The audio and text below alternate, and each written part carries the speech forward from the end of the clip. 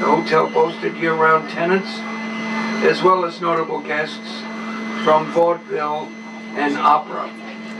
However, in 1911, a fast-moving brush fire destroyed the hotel, and the land was left to be reclaimed by Mother Nature. We're also coming up an abandoned railroad tunnel on the right. I'll talk more about that on the way back. But the entrance to the tunnel is on the right of that little berm. So when we get on this bridge, look to your right. And after that, we'll be entering a rock cut. That's the southern gateway into the state park.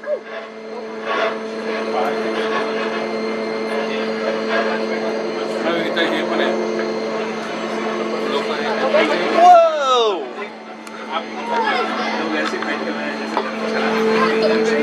Earlier this morning, there was fishermen in the river.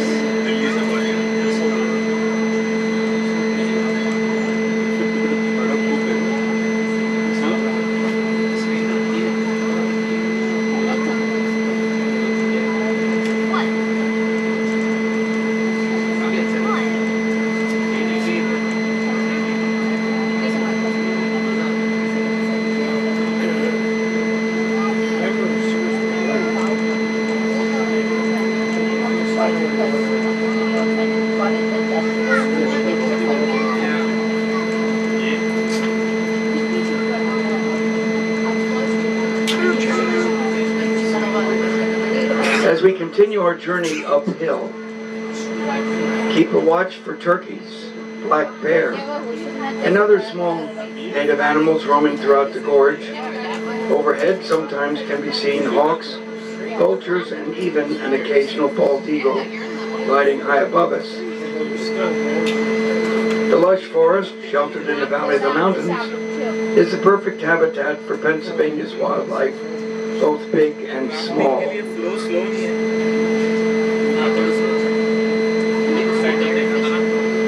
Another good camera shot is coming up.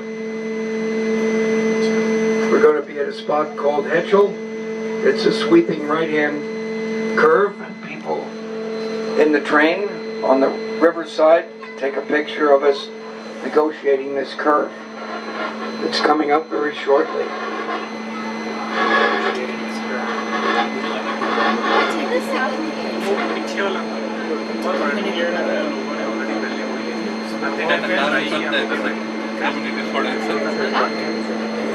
The rail trail used to be the roadbed of the Jersey Central Railroad, and they ran side by side at the same grade as this railroad, the former Lehigh Valley.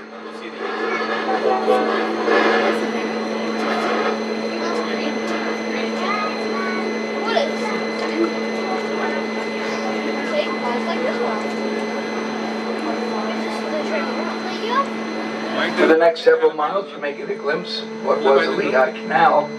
That's there on the right. It has little trees growing out of it. That's below the rail trail. And if you see a pink flower popping up from time to time in the cluster, that's our state flower, the mountain laurel. It's just about done blooming. But on the left is the rhododendron. That flower just started to come out. Most of them are white in their cluster of leaves, but there's some pink as well. There's also here a variety of thriving oaks, maples, poplars, and birch trees.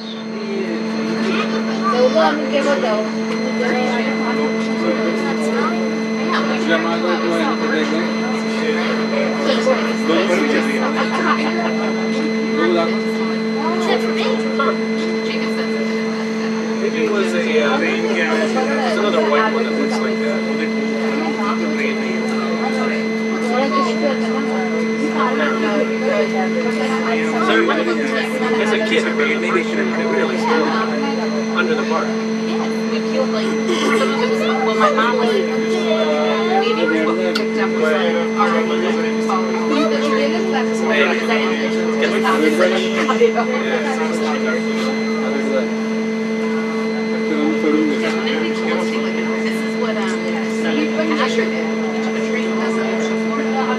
The Lehigh River on the right side, on the other side of the canal, is a popular adventure for thousands of visitors each year. The river flows 109 miles into the Delaware River at eastern Pennsylvania. The Lehigh is known for its numerous Class 2 and Class 3 rapids. During the warm summer months, it's not unusual to see dozens of rafters and kayakers enjoying trips down the Lehigh. Take a rest. As long as the water is high enough to support that type of activity. The name Lehigh comes from a Lenape word phrase meaning where there are forks.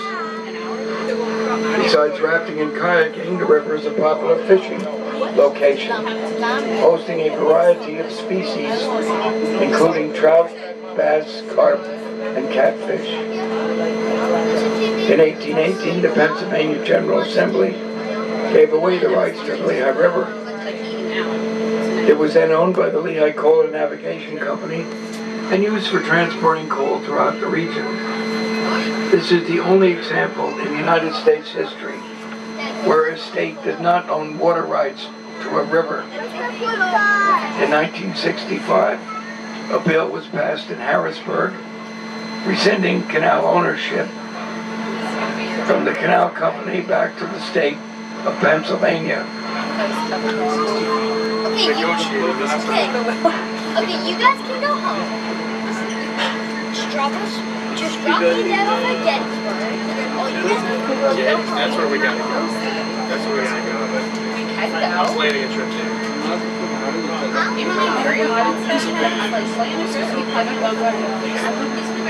After these like 14 days. I'm gonna have to teach you about the war though first. So you know what you're looking at. We should get you that book. What was Gettysburg?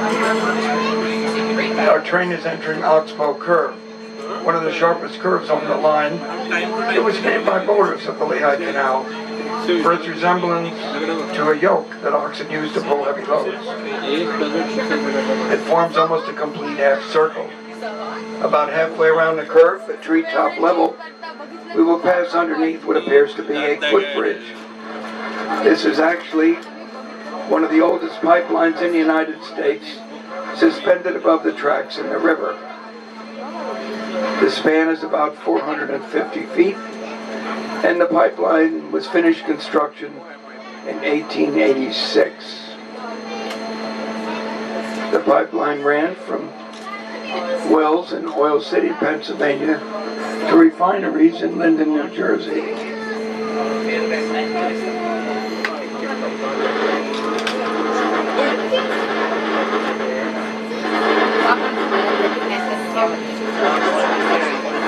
The engine's under the former oil pipeline right now.